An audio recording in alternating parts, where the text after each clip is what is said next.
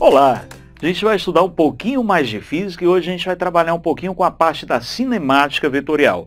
Matéria bem interessante, bem cobrada, e a gente vai lembrar aqui a ideia do vetor aceleração. Imagina a situação de alguém jogar uma bola num movimento parabólico.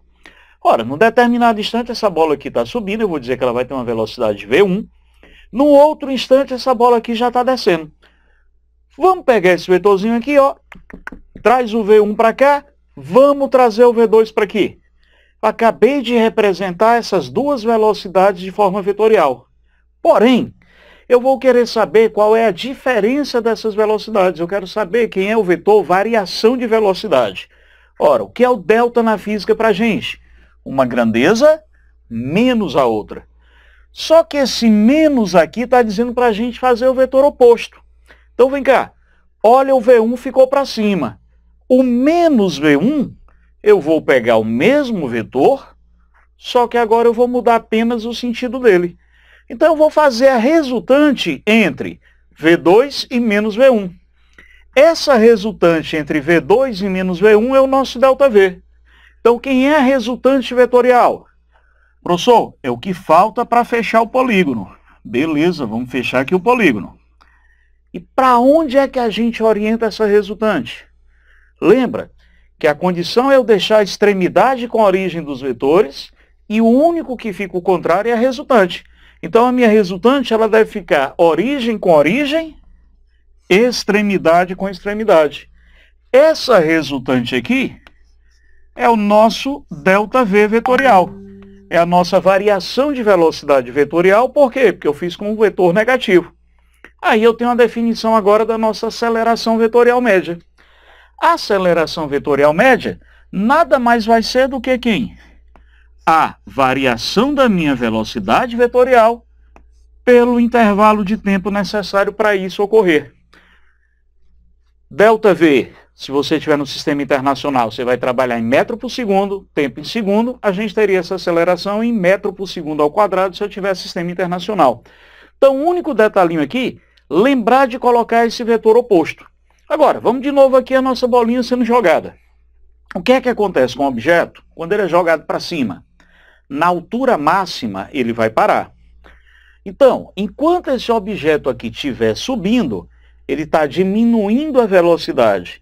Então, nesse instante aqui, a gente está tendo um movimento retardado.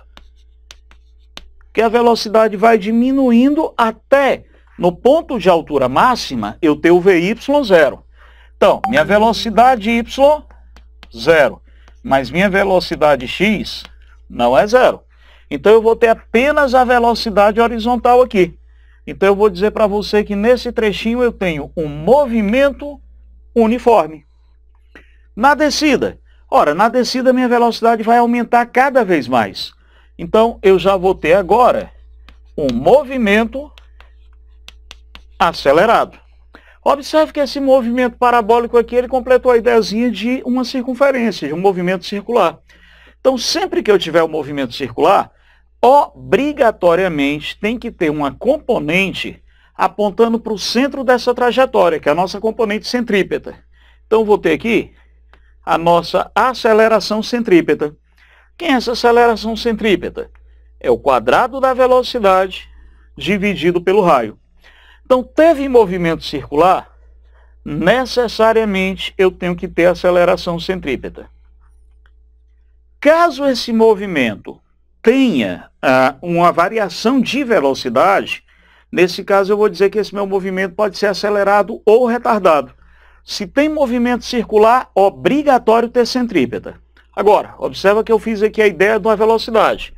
Então, para esse ladinho aqui, a gente vai botar o vetor velocidade.